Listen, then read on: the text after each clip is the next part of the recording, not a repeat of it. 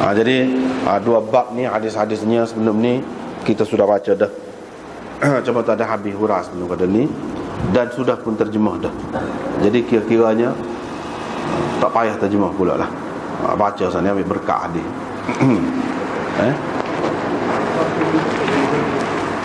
Tak terjemah lagi. Hak mana? Oh, yang kedua belum terjemah lagi. Diyatil janin itu belum. Baik, kita terjemah situ. Dengan sanad ini bab diyatil janin, situ ambil terjemah.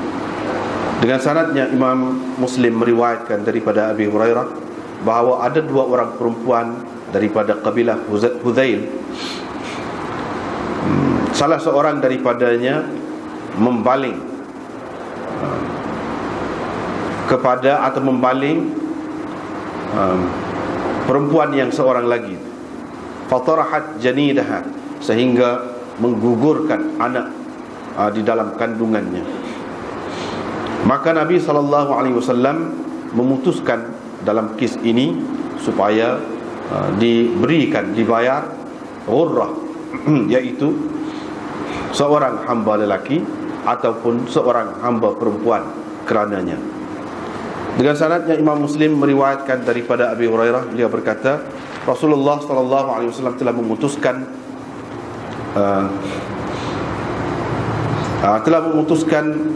kerana kes keguguran anak dalam kandungan seorang perempuan daripada Bani Lahyan yang telah gugur mati, memutuskan supaya diberi hamba ataupun lelaki ataupun hamba perempuan. Kemudian perempuan yang diputuskan untuknya mendapat ghurrah itu mati. Faqadha Rasulullah sallallahu alaihi wasallam, maka Rasulullah sallallahu alaihi wasallam memutuskan bahawa mirasnya, pusakanya adalah untuk anak-anaknya dan suaminya. Wa annal aqla ala asabatiha, dan diat ditanggung oleh saudara maranya ataupun ahli keluarga perempuan itu, perempuan yang membunuh. Dengan sanadnya Imam Muslim meriwayatkan daripada Abi Hurairah, beliau berkata ada dua orang perempuan daripada kabilah Hudzail telah berkelahi.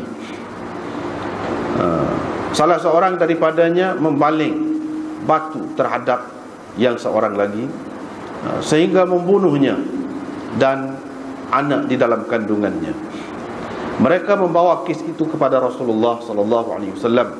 Maka Rasulullah sallallahu alaihi wasallam memutuskan bahawa diat janinnya, yakni ganti rugi kerana keguguran janinnya itu, ialah ghurrah, iaitu seorang hamba lelaki ataupun hamba perempuan. Dan Nabi SAW memutuskan ganti rugi kerana kematian perempuan itu supaya ditanggung, memutuskan diatnya ditanggung oleh aqilahnya, yakni keluarganya. Nabi SAW memberi pusakanya kepada anaknya dan orang-orang yang bersama mereka.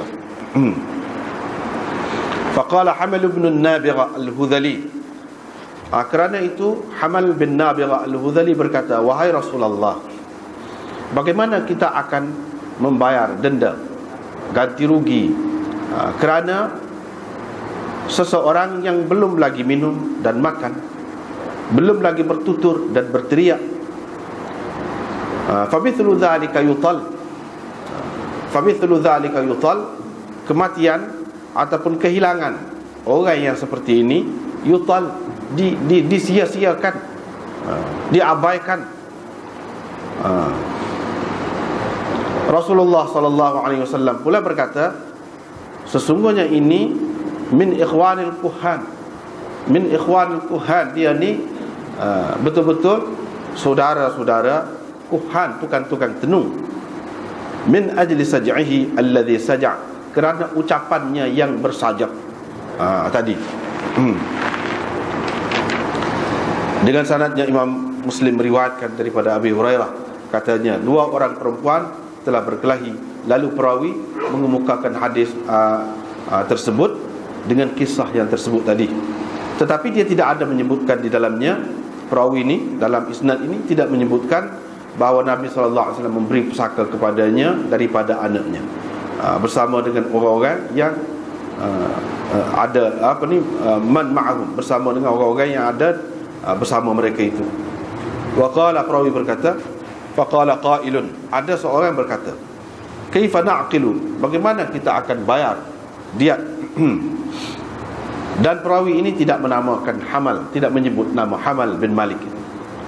Dengan sanadnya Imam Muslim meriwayatkan daripada Mughirah bin Syu'bah. Beliau berkata, ada seorang perempuan telah memukul madunya dengan tiang fustat, dengan tiang khemah, dalam keadaan perempuan yang dipukul itu mengandung. Faqatalatha, lalu perempuan yang memukul itu menyebabkan mati perempuan yang dipukul tadi. Qala, perawi berkata, wa ihdahuma lihyaniyah, salah seorang daripada dua orang perempuan ini adalah daripada kabilah Lihyaniyah. Perawi berkata, Rasulullah SAW mengenakan diat terbunuh itu, yakni ganti rugi kepada perempuan yang terbunuh itu, mengenakan ke atas asabah al-qatilah, yakni saudara mara ataupun keluarga perempuan yang membunuh tadi. Dan Nabi SAW mengenakan ghurrah, yakni seorang hamba kena bayar seorang hamba kerana gugur kandungan di dalam perutnya, yakni perut mati itu. Faqala rajulun min asabatil qatilah, maka berkatalah seorang lelaki daripada saudara mara, daripada keluarga yang membunuh itu, adakah patut kita bayar ganti rugi kerana orang, yakni anak kandungan itu? Orang itu maksudnya anak dalam kandungan yang gugur itu. Adakah patut kita bayar ganti rugi anak yang belum lagi makan dan minum, belum lagi berteriak? Kematian ataupun kehilangan anak yang macam ini yutal, diabaikan, yang sepatutnya diabaikan, tidak dikenakan apa-apa ganti rugilah kerana kehilangannya. Maka Rasulullah SAW bersabda, asaj'un, ini sajak, bukankah ini sajak seperti sajak yakni orang-orang Arab? Qala wa ja'ala alaihim ad-diyah. Perawi berkata, Nabi SAW mengenakan diat ke atas mereka. Dengan sanadnya Imam Muslim meriwayatkan daripada Mughirah bin Syu'bah bahawa ada seorang perempuan telah membunuh madunya dengan tiang khemah. Fa utiya fihi Rasulullah sallallahu alaihi wasallam.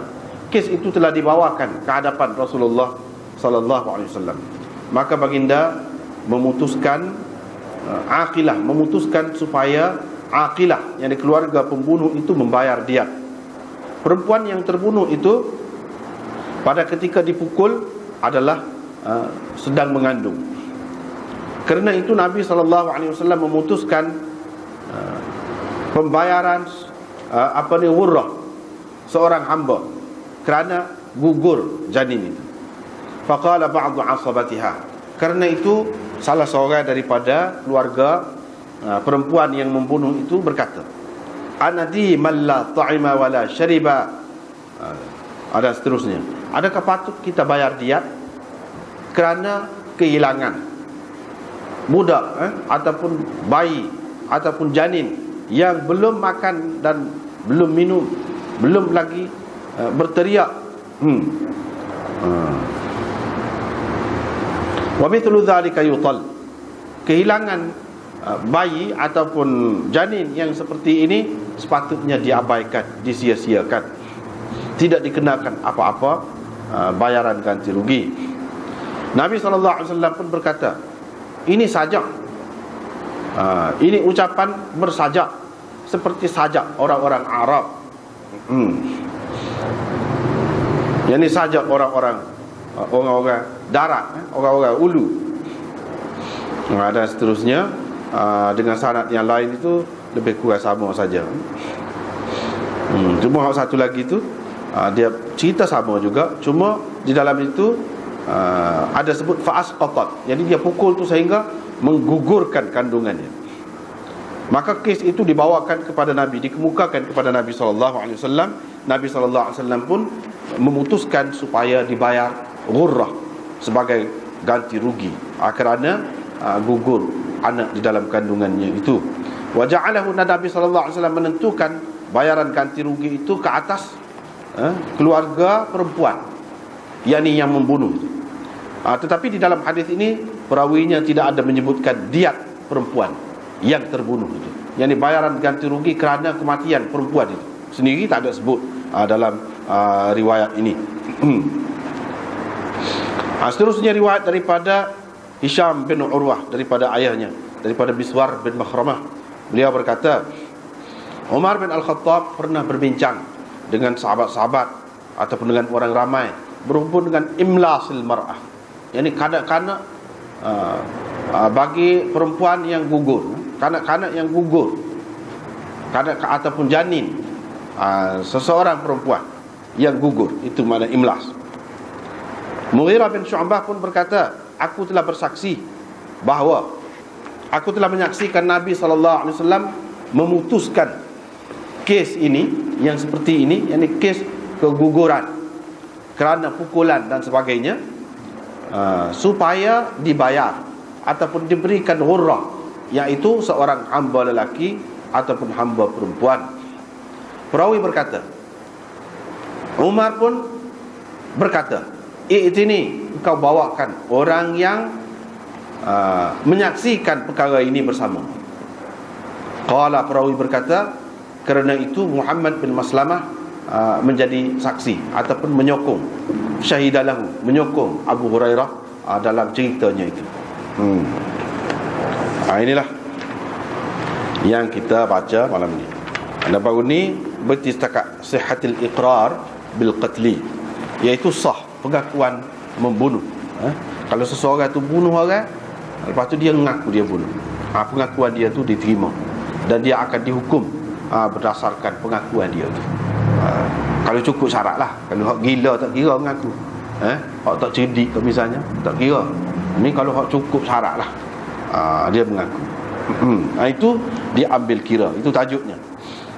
Dan tajuk ni juga memberi kuasa kepada waliyal qatil. Waliyal qatil tu maknanya keluarga yang terbunuh, ayah ke, anak ke, atau siapa-siapa lah, untuk membunuh balas, minal qisas, membunuh balas, wastihbab talabil afwi minhu, dan elok meminta supaya dia memaafkan pembunuh. Itu tajuk yang Imam Nawawi buat.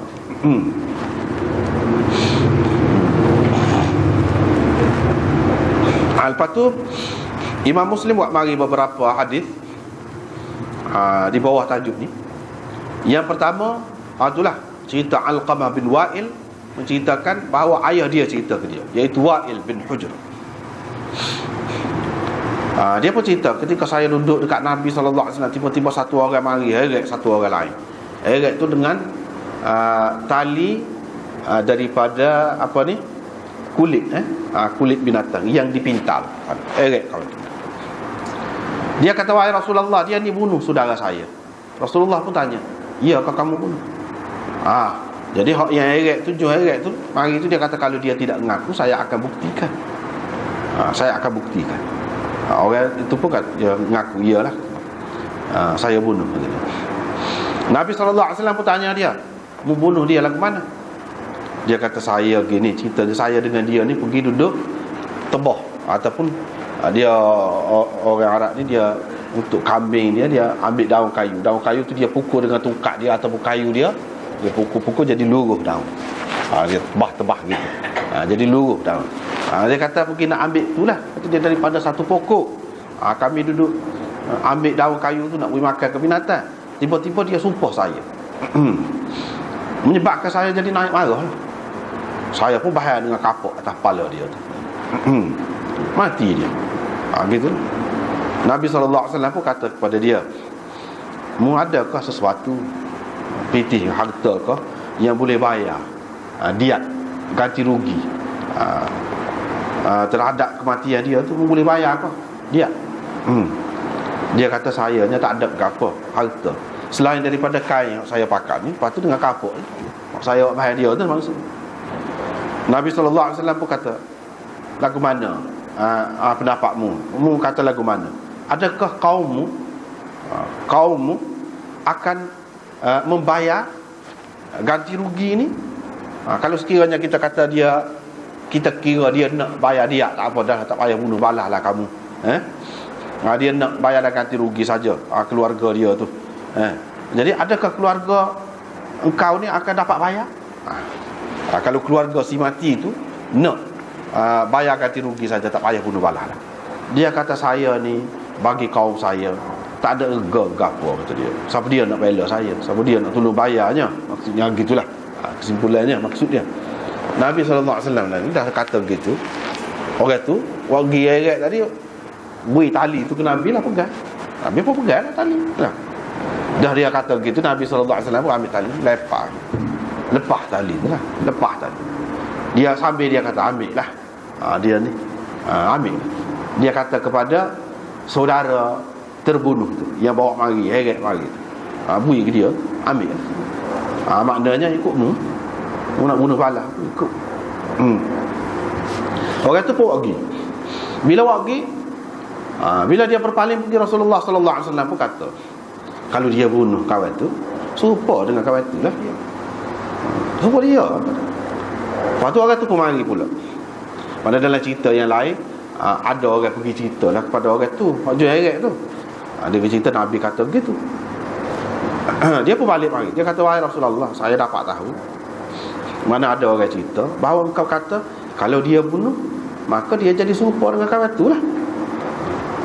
Sedangkan saya heret dia waktu ni dengan perintah engkau juga. Kata dia. Nabi SAW pun bersabda, tak mahukah engkau dia bawa dosamu dan dosa saudaramu yang telah mati itu dia tanggung? Tak sih? Betul. Saya stop. Pak mana dosamu, dosa adik-adikmu tu hak mati tu, abangmu, adikmu hak mati tu dia tanggung. Lagu mana? Dia kata, ya Nabi Allah, la'allahu qal. Perawi kata boleh jadi orang ni dia kata bala. No, kalau lagu tu. Tak apalah kalau lagu tu. Qala, Nabi SAW kata, lagu itulah ceritanya. Fa inna dzaka kadzaka. Ceritanya lagu itulah. Mana kalau kamu lepas dia, kalau kamu maafkan dia menanggung. Maafkan maknanya tidak bunuh lah, tidak bunuh. Orang tu pun lepas tali tadi. Dia pun kata lepas tali. Wa khalla sabilahu, dan membiarkan dia pergi. Jadi begitulah ceritanya. Tadi yang kita baca tadi gitu. Jadi kita nak tengok dulu hak Imam Nawawi sebut. Imam Nawawi sebut sebab biasanya Imam Nawawi ni dia di antara kelebihan dia. Imam Nawawi rajin buat lagu ni. Dia buat kesimpulan hadis. Dia ambil isi hadis, intisari hadis. Tapi tidak banyak dia buat. Kalau nak tengok lagu ni kesimpulan yang banyak lagu ni, kena tengok Badruddin Aini Syarah Bukhari, Umdatul Qari. Dia memang banyak bagi kesimpulan. Tapi walau bagaimanapun Imam Nawawi ada buat juga lagu ni. Macam kita tengok sini. Dia kata wa fi hadzal hadis. Pengajaran dalam hadis ini yang kita dapat ialah al-ighlaz 'ala al-junah wa rabtuhum wa ihdaruhum ila waliyil amr. Iaitu berkeras terhadap penjenayah dan mengikat mereka dan membawa penjenayah tu kepada penguasa, pihak penguasa. Boleh buat lagi. Itu kesimpulan yang dia buat. Maknanya kalau orang tu sendiri dia ikat bersalah, lepas tu dia buat lagi, boleh. Apalagi kalau pihak kerajaan, pihak penguasa tu sendiri. Mana bila orang salah dia gari, jadi dia pergi heret dengan gari, boleh. Mana ada keharusannya. Sebab bila orang ni bawa ni, kira-kiranya orang yang tidak diberi kuasa oleh dia ni, tidak diberi kuasa oleh dia. Sebabnya penjenayah ni mungkin dia boleh melarikan diri kan. Dia boleh melarikan diri kalau tidak ikat, tidak bekah lagu tu. Ni Nabi SAW tidak lantik dia, tapi dia bawa dengan ikat berkah gitu. Nabi tak kata gapo. Tak kata gapo tu mana boleh lah. Kalau tidak, kalau tak boleh, Nabi bantah dah. Nabi SAW dia tidak duduk dia. Kalau benda tu salah, dia akan wayakkan. Mesti ada dalam mana-mana dalil, dalam mana-mana hadis. Tak ada, menunjukkan boleh. Apalagi kalau pihak kerajaan menentukan orang yang bersalah, lagu ni kesalahan dia, boleh kita gari, kita ikat. Kalau kesalahan berat lagi, kita belenggu dia, ikat, tekuk gapo ni, kaki tangan ikat bekah. Kalau bahaya benar, boleh. Tidak salah berdasarkan hadis. Jadi ulama-ulama buat kesimpulan kita boleh ikat. Lepas tu bawa kepada pihak penguasa. Pihak penguasa ni banyaklah. Nak bawa ke mahkamah ke, nak bawa pergi ke penjara ke, itu semua tu di dalam termasuk belaka di sini. Mana hak penguasa nak, sejauh mana hak nak, boleh lah, boleh buat. Yang kedua, apabila berlaku ada kes, orang ni tuduh orang ni, pihak hakim dia kena tanya tertuduh. Jangan pakai terima selalu orang-orang. Tak boleh, nak tanya dulu. Mana kena ada soal siasat. Ini pengadilan Islam. Pengadilan mana-mana pun hak adil lah, betul lah. Kalau pasal tak tanya pakai hukum selalu tu, mana itu salah lah, tak kena lah. Jadi Nabi SAW tanya dia. Dia nak katakan sama ada dia mengaku atau tidak. Kalau dia mengaku, tak payahlah pendakwa tu kemukakan bukti seterusnya. Tak payah bukti dah.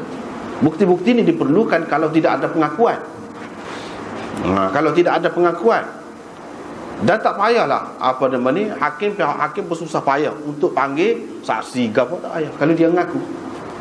Tapi kalau dia tidak mengaku, dikatakan juga dia telah buat gini-gini, dia telah membunuh misalnya di sini, maka dia kena bagi bukti lah, berupa saksi dan lain-lain lagi.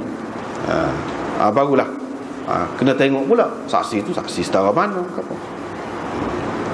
Sebab apa? Sebab kalau mengaku ni, ini adalah berdasarkan yakin. Adapun bukti saksi ke apa itu bukan yakin, itu zan saja. Zan saja. Di peringkat zan, bukan di peringkat yakin. Maknanya hak mengaku ni lebih kuat lagi.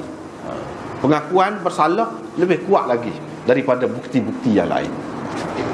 Sebab itulah kalau dalam kes zina ke apa tu, kena ada saksi kan ramai. Kalau nak kira dari segi saksi. Tapi kalau dia mengaku, tak payah dah dia seorang. Tak payah orang lain, tak payah. Tak payah selidik tentang saksi tu lagu mana orangnya gitu gini, nak cari saksi, tak payah. Pada dia mengaku. Cuma bezanya kalau kes mengaku ni dengan kes hak berdasarkan saksi. Kalau kes hak berdasarkan saksi, dia bila dilaksanakan hukum tak boleh kalau saksi itu tidak tarik balik kesaksian dia, maka kena hukum. Kalau mati, siapa mati, kecuali salah seorang daripada saksi itu tarik balik pengakuan dia, penyaksian dia tarik balik, maka kena berhenti selalu. Misalnya duk tengah rejal, duk tengah sebab salah seorangnya tarik balik, berhenti lalu. Tapi kalau tidak tarik balik, orang tu tertuduh tu tidak mengaku, saksi ni tidak tarik balik, kena tu. Tapi kalau dia sendiri mengaku, lepas kena sebab apa-apa watan, kita kata dia pun tarik balik pengakuan dia. Dia kata dia pelawak, kena berhenti juga, tak boleh terus kan. Itu kaedahnya. Kalau dia mengaku tu dia tidak tarik balik, kena. Itu hukum apa? Itu yang kedua. Yang ketiga, soalan hakim, penguasa dan lain-lain. Mana dia minta hakim, penguasa ataupun qadhi, hakim. Sebab dia dalam bahasa Arab ni hakim lebih luas. Hakim tu makna penguasa, pemerintah, gubernur, hakim juga. Kalau hakim kita dia panggil qadhi. Jadi molek pemerintah ataupun wakil pemerintah, misalnya hakim, minta daripada keluarga yang kena buat nyaya, terbunuh misalnya di sini, memaafkan yang membunuh dia. Mana molek, dia kena bagi peluang. Dan ke mana? Tak saya maaf kau dia. Kalau maaf gini, oh ya, kelebihan maaf. Gitu. Dia boleh maaf terus, boleh juga ambil diat, bayaran ganti rugi dengan tidak bunuh balas. Ambil diat ganti rugi. Jadi boleh. Dia molek, mana pemerintah tu tanya gitu. Dan kalau boleh ujuk dia ke? Ujuk. Seperti hak dalam kes ini, dalam riwayat yang lain, misalnya dalam Nasa'i dan Ibnu Majah, Nabi SAW ujuk dia. Minta maaf lah dia. Tak sih. Ada gini, ambil diat lah. Ambil ganti rugi lah daripada dia. Mungkin Nabi SAW nak kira nak bayar ke, dah dia tak ada orang nak bayar untuk dia, mungkin pihak kerajaan, pihak Nabi nak bayar. Tak sih tu. Tak sih pergi Nabi gitu. Maknanya dia bagi jalan dulu untuk melepaskan. Bukan tidak ada jalan. Ini kalau dalam kes qisas memang begitu, boleh boleh ada tolak ansur lah daripada pihak yang kena bunuh. Itu yang ketiga. Yang keempatnya, boleh maaf selepas kes itu sampai kepada pihak penguasa. Boleh maaf. Tidak kata macam kes had, apabila sampai kepada pihak penguasa tak boleh. Tak boleh. Tak boleh. Sebelum sampai tu tak apa. Sebelum sampai tak apa. Tapi kalau sampai, dia mesti laksanakan. Dan tak boleh maaf. Tak boleh maaf. Tak ada siapa dia boleh maaf. Misalnya kita kata bapa seorang perempuan yang dirogol. Seorang perempuan yang dirogol, dia bawa kes itu kepada mahkamah, dan siapa ada kepada mahkamah. Yang ni kita kata buka fail lah. Buka fail. Semua catik belakang dah, jelas dah. Tak boleh lah. Dia tak boleh maaf. Dia tak boleh maaf dah. Sebab ini hak Allah. Hak Allah. Dia tak boleh maaf. Walaupun anak dia, dia kata anak dia kata apa, dia nak maaf. Tak boleh. Kalau nak senyap, buat senyap sebelum sampai kepada mahkamah. Kalau sampai kepada mahkamah tak boleh. Itu beza. Tapi kalau kisah ni tidak sampai kepada mahkamah pun boleh lagi. Itu yang keempat. Yang kelima, harus mengambil diat dalam pembunuhan sengaja. Pembunuhan sengaja boleh juga ambil diat. Bukan kata pembunuhan separuh sengaja, ataupun tersalah saja ada diat ini dikenakan diat. Hak sengaja pun boleh juga, tapi dengan persetujuan lah. Dengan persetujuan keluarga yang terbunuh itu. Tak boleh nak turuh nak bayar diat selalu, tak boleh. Mana hak keluarga si mati itu asal dianya dia boleh bunuh balas.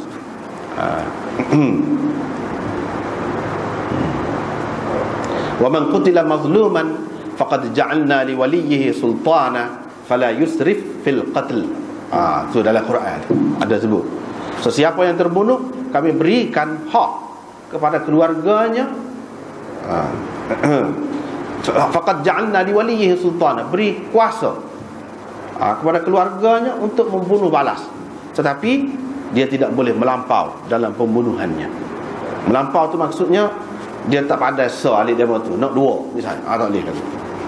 Seorang pun seorang lah, dia yang bunuh dia lah. Hak lain, hak tidak kena-mengena tu tak boleh. Tak boleh kita nak berdendam lagi.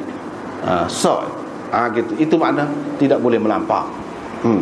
Dan tidak boleh melampau tu juga kalau dia bunuh lagu mana? Lagu tu tak boleh kita nak kelar dia pula. Nak kelar dia, nak seksa dia sebelum mati, tak boleh. Itu makna tak boleh melampau dalam pembunuhan. Tapi nak kira hak membunuh balas itu ada. Hak itulah hak dia yang mula-mula. Lepas pada tu kalau dimaafkan, faman ufiya lahu min akhihi syai'un fattiba'un bil ma'ruf wa ada'un ilaihi bi ihsan. Itu cerita kalau maaf boleh juga. Dalam Quran juga sebut. Sebab tu boleh, tak ada siapa dia mantap. Dalam masyarakat Islam ni, di kalangan ulama ni tak ada siapa dia mantap. Sebab apa? Benda ada dalam Quran. Tak lagi boleh maaf. Boleh maaf. Maaf tu ada dua. Kalau dia maaf tu boleh. Kalau dia maaf dengan syarat kamu bayar sekian-sekian banyak. maka hak bunuh tu dia kena turut dengan baik. Dia kena bayar dengan baik. Jangan dolak dalik pula. Jangan tangguh-tangguh pula. Cuma dia ada perbezaan lah dari segi pembunuhan sengaja ni. Siapa yang kena bayar? Yang kena bayarnya pembunuh itu sendiri. Tapi dalam pembunuhan syibhil amd, orang panggil, atau pembunuhan khata', bukan pembunuh itu sendiri yang kena bayar, tetapi aqilah dia, ini keluarga dia. Itu bezanya. Mana kalau dia sesak pun dia kena buat kerja.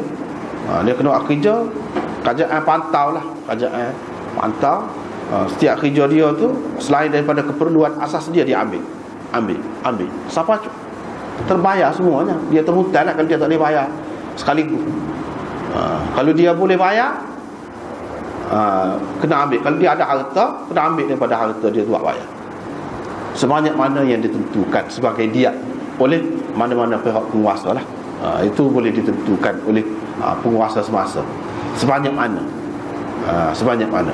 Sebab kita katalah kalau dalam insurans nyawa, insurans nyawa, sebanyak mana kita kata bayaran kalau orang mati, sebanyak mana, kira-kiranya. Jadi itu boleh diambil kira juga nilai itu, ataupun nak lebih lagi ke, nak kurang lagi ke, itu terpulang kepada pemerintah semasa. Walaupun zaman Nabi SAW dulu dikenakan 100 ekor unta. Unta tu tidak syarat waktu tu. Maknanya satu jumlah yang banyak. Jadi dia kena bayar sendiri ya. Kalau ada harta, kena ambil daripada harta dia. Kalau tak ada harta, macam tak adil lah. Kena kerja tu ambil buat bayar, selain daripada keperluan asas dia. Tapi kalau pembunuhan itu tidak sengaja, ataupun tersalah, maka kena keluarga dia bayar. Keluarga pembunuh itu, bukan pembunuh itu sendiri. Kita sudah sebut dah baru ni tentang hikmah dia, kenapa kena keluarga, apa hukum tu kena keluarga. Dia ada hikmah dia. Jadi bayar tu pula boleh ansur dalam masa 3 tahun.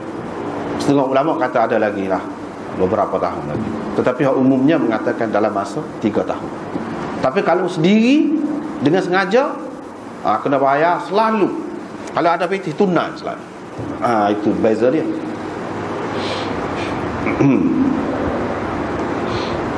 Sebab apa Nabi SAW kata dalam hadis ni kan, adakah engkau mempunyai harta yang engkau boleh bayar,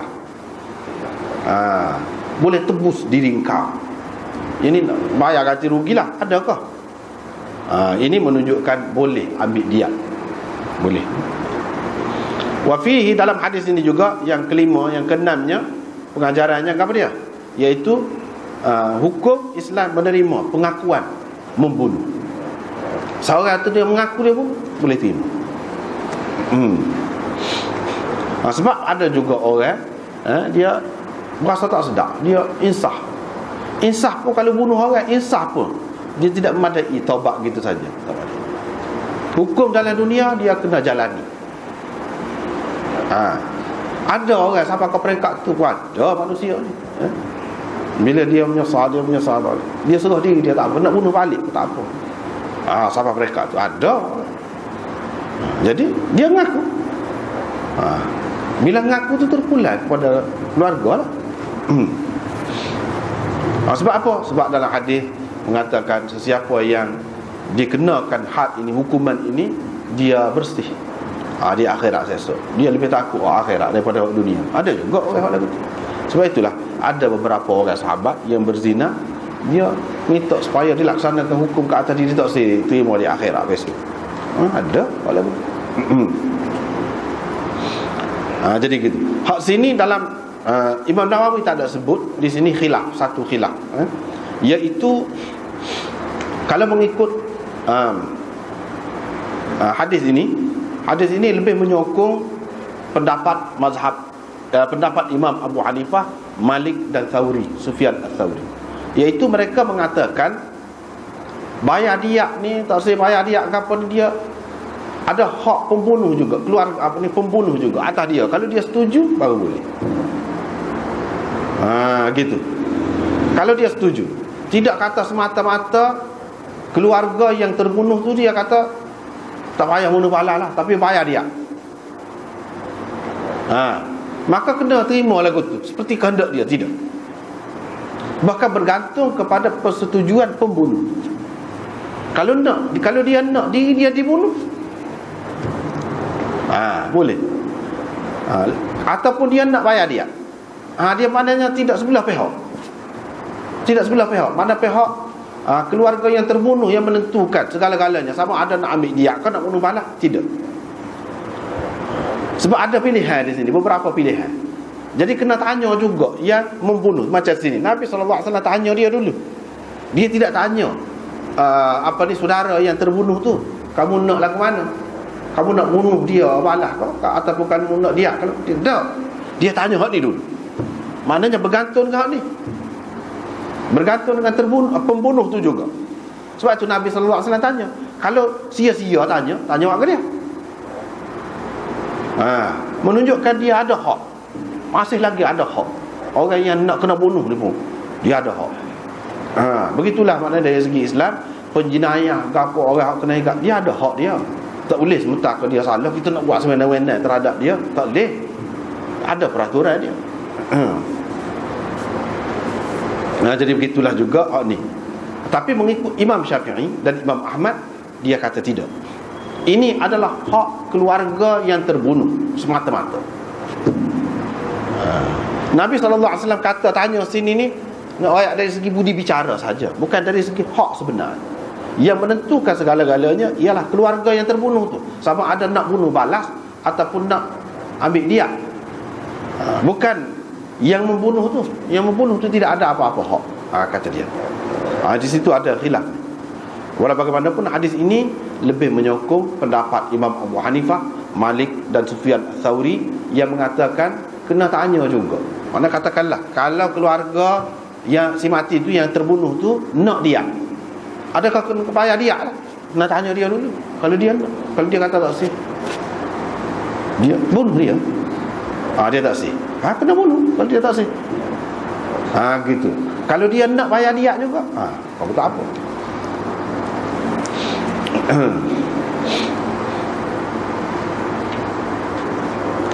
Jadi dia ada perbezaan itu, ada perbezaan di situ. Kalau kita kata ni maaf langsung, maaf pun dia tak terima. Ada ke mana? Maaf tu tak, dia pun tak bayar kamu, dia tak terima, dia suruh bunuh juga dia. Ada ke mana? Mana kalau mengikut pendapat yang pertama, dia yang menentukan.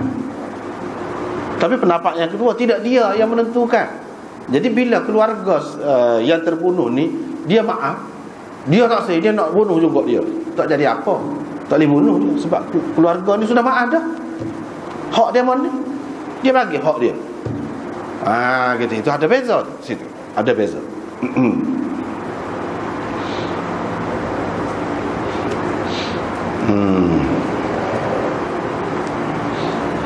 Lepas tu dia kata bila gitu tadi, Nabi SAW pun kata, dah beri ke dia apa ni tali tu, dia pergi. Nabi SAW kata kalau dia bunuh supaya dengan tu, supaya lagu mana. Sehingga bila kawan tu, apa Nabi SAW kecek tali belakang, tidak oyak depan. Orang lain yang dengar, orang lain pergi oyak ke kawan tu. Apa dia tak oyak depan? Kalau mau bunuh dia, supaya dia. Dia tak kata begitu. Tapi dia kata kalau dia bunuh kawan tu, dia pun support kawan tu. Maknanya dia tidak kata depan. Dia bukan kata kalau kamu bunuh dia, itu depan khitab, apa dia? Dia kata in qatalahu fa huwa mithluhu. Kalau dia bunuh kawan tu, dia pun support kawan tu. Apa makna support? Dalam riwayat yang lain disebutkan, bila orang tu pergi, di dalam syarah Nawawi ni pun ada juga, Nabi SAW pun kata, yang membunuh dan yang terbunuh, kedua-duanya dalam neraka.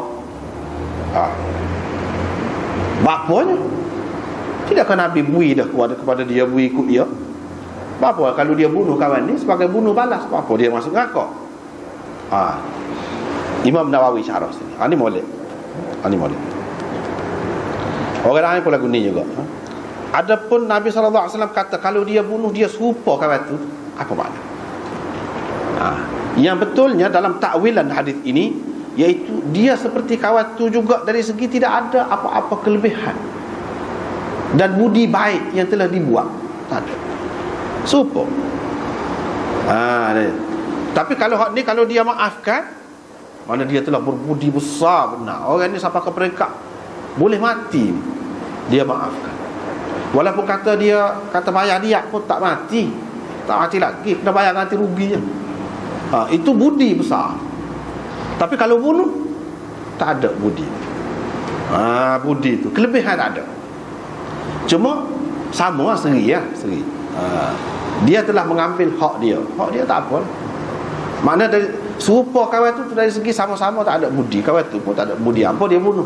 Apa budi apa ni? Hak ni pun tak ada, serupa je lebih kurang. Itu satu makna dia. Kalau dia maafkan, dia berbudi kepada kawan tu. Selain daripada tu, dia dapat pahala yang besar di akhirat nanti. Dalam dunia pun orang sebut, oh sabar dia, baik hati dia, sebutan yang baik dia dapat. Itu pendapat yang pertama. Yang kedua, kata hak Nabi kata fahuwa mithluhu, dia serupa dengan kawan tu dari segi mana? Dari segi membunuh tu. Tapi bukan dari segi hak ni bunuh dengan haram, hak ni bunuh dengan harus. Dia boleh membunuh, ada hak dia. Dari segi hakikat membunuh tu haram. Dari segi hukumnya hak ni tidak haram, boleh dia nak bunuh. Agama bagi dia bunuh, boleh. Tetapi sama dari segi mana? Dari segi membunuh, sama-sama ikut nafsu juga, ikut angin juga. Ikut marah. Kawan tu pun bunuh kawan tu sebab marah. Hak ni pun marah juga lah. Serupa dari segi tu. Terutamanya bila Nabi SAW sendiri, dia minta dia maaf lah. Nabi SAW sendiri minta. Dia tak sih ginilah, kalau dia bayar dia lah, biarlah dia kata tak ada orang nak bayar dia ke dia pun, dia tak ada ego di kalangan kaum dia. Mungkin nak ada kalau kira dengan siapa-siapa, boleh waktu BBT tak sih juga. Setelah Nabi kata gitu, tak sih juga. Sebab tu Nabi SAW kata orang ni marah benar ni, jadi serupa lah kawan tu jugalah. Siapa marah tu siapa bunuh dia, bayang kapak siapa mati. Padahal marah tu tidak patut setapas setara tu. Hak ni pun lagu tu juga. Dari segi tu sama tu.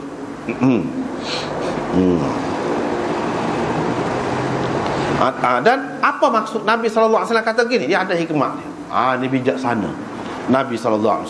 Dia mengajar pula kita ni cara bijaksana. Dia kata lagu ni dia hak Nabi SAW kata gini ni sadiqun fi, betul hak dia kata ni. Dan ada maksud yang tersirat, yang baik di sebalik hak dia kata. Apa dia? Iaitu apabila orang tu tahu gini hak Nabi kata ni, dia akan takut. Dia akan reda lah, hak marah dia tu dia akan hilang.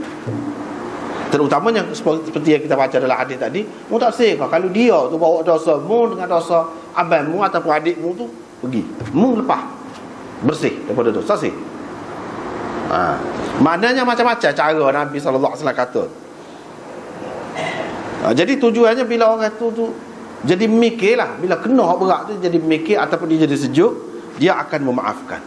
Bila dia maaf, bermakna di sini ada maslahah, ada kebaikan untuk wali dan untuk maktul. Kebaikannya apa? Kerana kalau dia dulu orang susah, boleh pitih ke mana-mana, boleh pitih. Dia telah memaafkan, boleh jadi dengan sebab baik dia tu Allah SWT mengampunkan dosa hak terbunuh. Dan dosa dia baik hati, Allah SWT mengampunkan, seperti hak Nabi SAW kata itulah. Lepas tu dia dapat diat lagi. Itu masalahnya. Dan orang ni dia akan mikir, ada juga orang marah sepaku juga kalau nak kira, tapi dia tidak bunuh aku, berapa gitu mah. Boleh jadi dia akan bunuh. Kita tengok dalam dunia ni, orang melakukan kesalahan seberat mana pun, bunuh orang pun, bukan semuanya. Dia tidak bertaubat. Berapa ramai daripada mereka yang kemudian jadi orang baik, taubat semua. Kita tak tahu cerita tu. Kalau dia mati situ, sekat tu lah, tak tahu dah belakang lagu mana. Sedangkan kita tengok berapa ramai orang yang jahat tu Walaupun ketika tua dia tak mati lagi, ketika tua dia taubat sungguh. Ada kebaikan, itu masalah kebaikan yang kita tidak tahu. Sekurang-kurangnya kita pengajaran kepada manusia ni bahawa sejahat-jahat orang jahat macam mana pun dia boleh jadi baik. Dia boleh jadi baik. Jangan kita putus harapan dia untuk jadi baik. Itulah masalahnya, kebaikannya. Dan ada juga kebaikan untuk penjenayah itu sendiri, iaitu peluang untuk dia bertaubat, untuk jadi baik, untuk berbudi pula dengan orang lain. Rupanya manusia ni hati dia yang halus sangat, baru dia mikir aku ni jahat teruknya, orang lain boleh sampai saudara tu. Kadang-kadang manusia ni apabila berlaku peristiwa yang besar kepada dia, terutamanya yang mengancam nyawa, itu satu perkara penting dalam kehidupan dia untuk mengubah cara hidup. Itu manusia. Kalau tidak berlaku, tak dia alik gitu, biasalah. Tapi kalau berlaku sesuatu yang besar, dia boleh berubah luar biasa. Itu sama ada dari segi pemikiran ke, dari segi kerugian harta benda ke, dari segi kematian ke, siapa-siapa ke yang disayangi ke apa. Semua ini semua penting dalam kehidupan manusia. Jadi oleh kerana maaf tu ada maslahat, ada kebaikan, kira-kiranya Nabi SAW tahulah sama ada Allah SWT bagi tahu ke dia ke, ataupun dia kira secara umum lah, mana nak sebagai pengajaran kepada kita ni. Sebab kata tadi lah, orang yang jahat pun boleh jadi baik. Maka Nabi SAW menggunakan bahasa ta'rid, dia panggil bahasa sindiran, bahasa ta'rid, bahasa kiasan, bahasa tidak terang dia guna, bahasa tidak terang. Jadi tujuan dia bukan dia nak kata serupa tu mana dari segi masuk neraka kedua-duanya. Ataupun hak dia kata al-qatil wal maqtul finnar tu, dia isyarat kepada hak lain. Kalau balah tu kerana dunia, kerana apa-apa, kerana apa ni, semangat puak, balah siapa bunuh, tu hak masuk nerakanya. Dia tidak maksud ni orang ni kalau dia bunuh balik apa masuk nerakanya, muka Tuhan beri hak ke dia. Tetapi dia sebut hak lain. Biar kawan itu mikir, kalau aku teruk lagu tu. Jadi dia jadi berhenti hak dia nak. Gitu. Misalnya dia sebut di sini. Sebab itu elok kepada mufti, orang alim, dia kata kalau dia fikir ada maslahat, kalau dia tidak jawab dengan terang, maka dia boleh jawab dengan tidak terang. Kadang-kadang orang kata, apa dia ni jawab tidak terang? Sebenarnya dia ada hikmah dia atas situ. Jawab tidak terang, jadi ada maksud dia ada juga lagu tu. Orang yang cerdik, orang yang hebat ni kadang-kadang kita tak boleh kata bila dia senyap dia tak boleh jawab. Dia ada kadang-kadang maksud dia sendiri yang kita tak faham, tak sapa situ. Dia ada. Ataupun dia kecek lagu lain lah, tidak terang. Kita kata apa ya, kecek tak betul tak apa boleh nak pegang. Kita kata dia ada maksud dia sendiri. Misalnya kalau ada maslahat dan dia betul dalam hak dia kata tu, betul.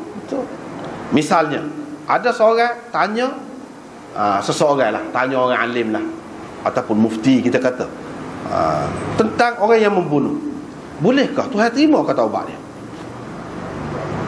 Saya ni bunuh orang, jadi Tuhan terima kah taubat saya? Mana kalau saya tidak menjalani hukum ke misalnya, lagu mana? Kalau orang tanya gitu.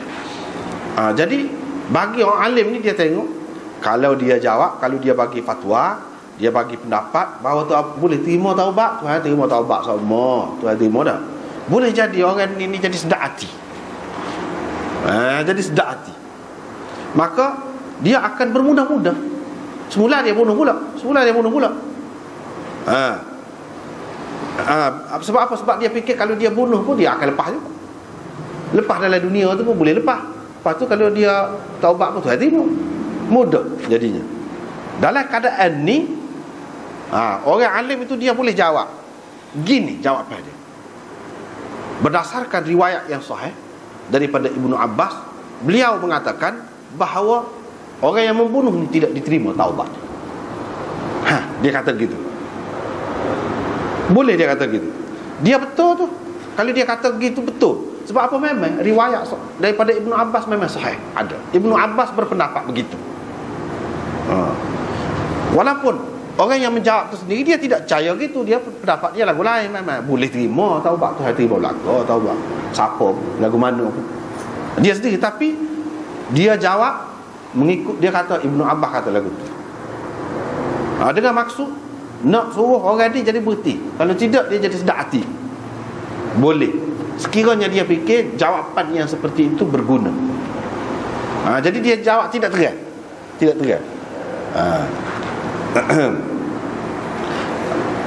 Serupa juga kalau orang tanya lagu mana mengupak pada ketika puasa, batal ke tidak puasa? Batal ke tidak? Dia boleh jawab. Dia kata dalam hadis ada sebut al-ghibah tuftiru shaim. Mengupak ni membatalkan puasa orang yang berpuasa. Ada hadis. Dia jawab gitu. Jadi tujuan dia hanya tak siwi orang ni mengupak.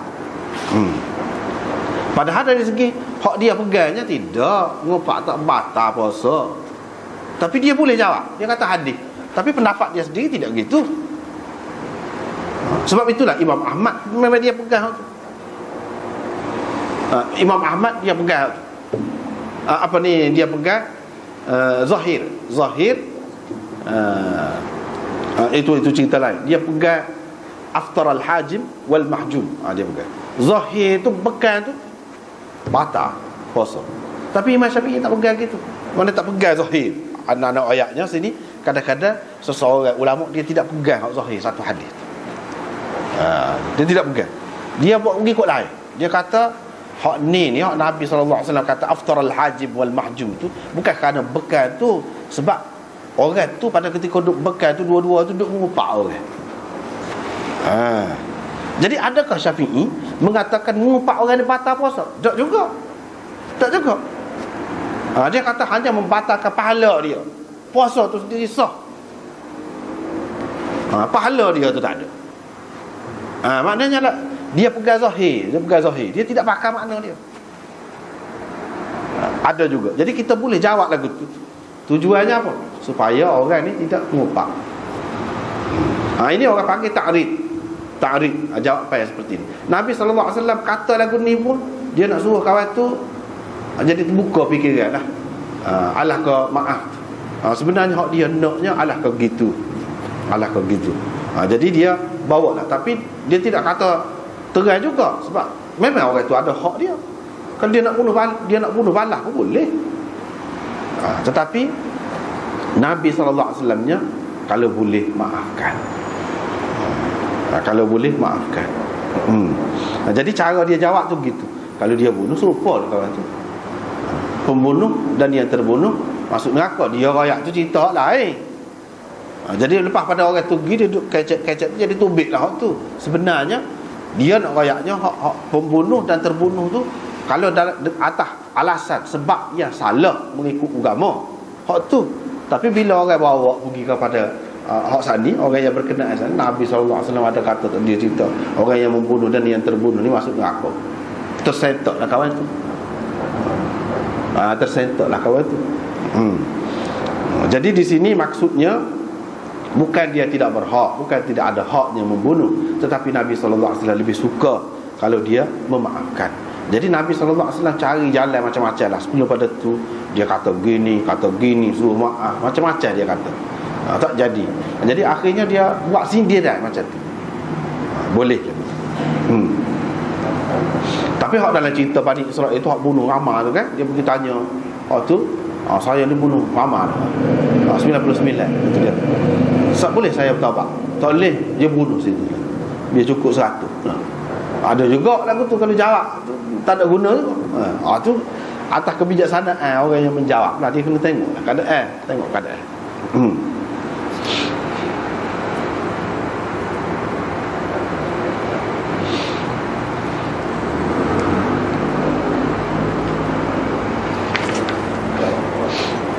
Gitu. Lepas tu hadis seterusnya lebih kurang saat ni juga, cuma disebut sini Nabi SAW kata al-qatil wal maqtul finnar. Ini di antara hak Nabi sebut lah, hak Nabi sebut selepas pada dia pergi. Orang tu kemari dia pun sebut hak Nabi kata tu. Dia dengar ada orang wayak dia gitu. Dia pun lepas. Lepas tu tak ada habis cerita. Selesailah. Hak Nabi SAW nak tu maknanya dapatlah juga. Di sini menunjukkan bahawa pihak pemerintah dia kena cari jalan seboleh-bolehnya. Kalau memang ada jalan keluar, tidak sampai jadi tumpah darah banyak. Cuba cari jalan ke arah yang paling sedikit lah tumpah darah tu, dengan cara pujuk, dengan cara macam-macam. Boleh. Itu sepatutnya dibuat gitu. Bukan dia alak lagi, kita alak biar kawan dia bunuh. Tidak. Bukan gitu.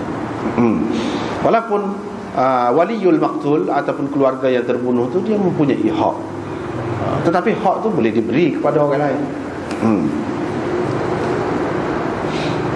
Lepas pada tu tak apalah, habis dah situ.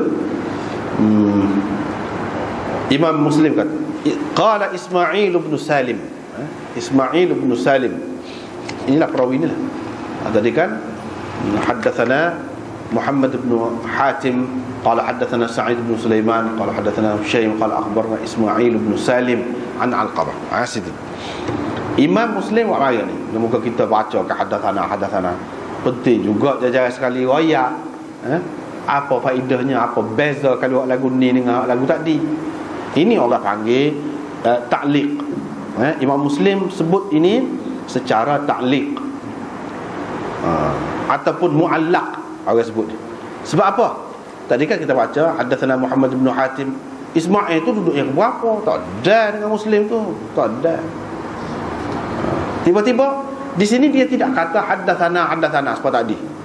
Sapa kepada Ismail. Tu dia kata Ismail bin Salim berkata. Ini orang panggil sebut secara ta'liq. Itu dalam istilah hadisnya. Ismail kata apa? Saya sebut kepada Habib bin Abi Thabit. Hadis ni tadi kan dia ambil daripada Alqamah bin Wa'il. Jadi bila dia tahu hadis ni, dia riwayat kepada Habib bin Abi Thabit. Riwayat kepada Habib bin Abi Thabit. Habib bin Abi Thabit pun kata haddatsani Ibnu Ashwa'. Ibnu Ashwa' menceritakan kepadaku bahawa Nabi SAW minta dengan dia supaya maafkan kawan tu. Dia tak sih. Tadi yang anda sebut dah kan tadi, Nabi SAW sebut minta dia maaf, dia tak sih. Minta kalau dia ni bayar dia, tak sih juga. Jadi hak ni, hak sini hak Imam Muslim sebut ni, Ismail bin Salim kata aku sebut kepada Habib bin Abi Thabit. Dia kata Ibnu Ashwa' cerita kepada aku bahawa Nabi SAW minta biar dia maaf, dia tak sih. Apa maksud? Maksudnya Imam Muslim menganggap hak ni tidak penting mana. Tidak penting mana riwayat ini. Sebab apa? Sanad dalam sanad dia tu Ibnu Ashwa'. Ibnu Ashwa' ni mana seorang yang masyhur. Dan Nasa'i kata laisa bihi ba's. Tapi Ibnu Hibban kata thiqat. Tapi Jawzajani kata ghalin za'ir. Tu dia ni Syiah. Ghalin sesak dia ni. Lagi dia kata za'ir. Ghalin sesak barak lah kita kata. Dia ni. Sebab tu Imam Muslim tak mari hak dia ni dengan sanad yang lengkap. Dia mari pun dalam bentuk yang tidak sempurna, dalam bentuk ta'liq. Itu cara Muslim. Cara Muslim. Dia mari dalam bentuk ni, supaya Ibnu Ishaq dia mari dalam bentuk gini. Dia tidak mari hadatsana molek dah. Lepas tu di hujung cuba tengok. Selagi kaedah dia di hujung. Kalau di hujung-hujung tu sanadnya tidak menepati syarat dia. Tidak hak kata Sahih Muslim tinggi tu tak masuk hak ujung. Sebab hak ujung ni macam-macam, boleh ada perawi, boleh jadi. Sebagai dia mari ni sebagai tambahan gitu saja. Bukan sebagai asas. Orang kata Muslim yang tinggi tu, yang setengah-setengah kata sama tinggi dengan Bukhari ke apa, tidak. Itu bukan hak ni. Dan dia sebut pun tidak dengan sanad yang lengkap. Qala Ismail. Dia tidak kata apa ni haddatsana. Sedangkan tadi Daripada Ismail tu dia ambil dengan sanad yang lengkap. Ismail daripada Alqamah. Kalau nak kira hak tadi, Ismail ni ambil daripada Alqamah dengan Anah. Tetapi hak ni Habib bin Abi Thabit dia kata haddatsani Ibnu Asma'. Ibnu Asma' cerita kepada saya. Mana kalau nak kira dalam keadaan biasa, hak ni lafaz ini lebih kuat lagi. Tapi Imam Muslim tidak jadikan hak ni sebagai asas. Walaupun lafaz haddatsani itu kuat kalau nak kira. Tapi apa dia tidak mari dalam bentuk sanad yang lengkap? Sebab ada masalah perawi dia. Dia pada mari lagu ni. Itu kaedah dia tu. Kaedah dia. Orang yang tidak mengaji Muslim, dia tak faham hak tu. Dia tak tahu. Itu satu kaedah. Lepas tu biasanya kalau dia dan misalnya tok guru dia riwayat ada haddatsana begitu. Tapi kalau dia kata tok guru dia misalnya sini Muhammad bin Hatim, lepas pada tu Imam Muslim kata, lepas pada mari riwayat semua dia kata lagu ni qala Muhammad bin Hatim, akan dia kata lagu tu. Itu orang panggil riwayat ala sabilil mudzakarah. Itu mudzakarah, tidak kuat mana juga. Tidak kuat mana juga. Tidak boleh dipertanggungjawabkan sangat. Hak kuatnya kalau dia haddatsana. Itu kalau sezaman. Ni tidak sezaman, Ismail datang lagi. Tiba-tiba dia kata qala Ismail. Mana dia dengar? Dia tidak mari dah sana bawah. Mana dia tidak penting nak mari. Tidak penting. Kalau nak mari pun tak ada guna juga. Ada Ibnu Asma' seorang. Gitu. Tetapi dia isyarat ni pasal perawi dia ni ada juga sebut kepada Habib bin Abi Thabit, dan Habib bin Abi Thabit riwayat ke dia Ibnu Asma' kata gini, oleh kerana ada juga perawi dia ni sebut, maka dia sebutlah. Hak ni hak perawi dia, salah seorang perawi dia iaitu Ismail bin Salim ni, mana dia ada tahu gini. Tetapi hak sanad dia tu kalau di atas dia Ibnu Asma', jadi tak kemah mana, sebab tu dia letak di belakang, di hujung. Adapun dalam Nasa'i dan dalam Ibnu Majah tidak ni sanad lain pula, suku sakat pula. Tapi walaupun sahih hak tu dia rendah lagi daripada Muslim. Walaupun sahih. Jadi syarat Muslim tidak menepati juga. Hak tu sahih dah, tapi sesuai dengan Nasa'i ya, dengan Ibnu Majah. Iaitu Nabi sallallahu alaihi wasallam minta biar dia maaf lah. Hak tu. Cerita ada. Dan kalau tak saya maaf pun minta bayar dia lah. Kalau bayar dia lah ke mana? Ada dalam Nasa'i dan Ibnu Majah. Dan tak ada ni Ibnu Asma' apa pun tak ada. Maknanya hak tu sahih. Apa Imam Muslim tak ambil hak tu? Walaupun sahih, dia tahap sahih tu tidak sama. Tidak menepati syarat dia. Jadi Imam Muslim tak ambil. Jadi hak ni sebut hak ni semata-mata nak cerita salah seorang perawi dia iaitu Ismail bin Salim ni, selain daripada dia ambil daripada Alqamah, dia ada ambil melalui Habib bin Abi Thabit. Tetapi hak melalui Habib bin Abi Thabit ni tidak boleh dipertanggungjawabkan, tak kemah. Dia mari dalam bentuk ta'liq. Itu cara Muslim. Sekat tu nampak kaya tak ada ni pun. Sekat tu. Wallahu a'lam.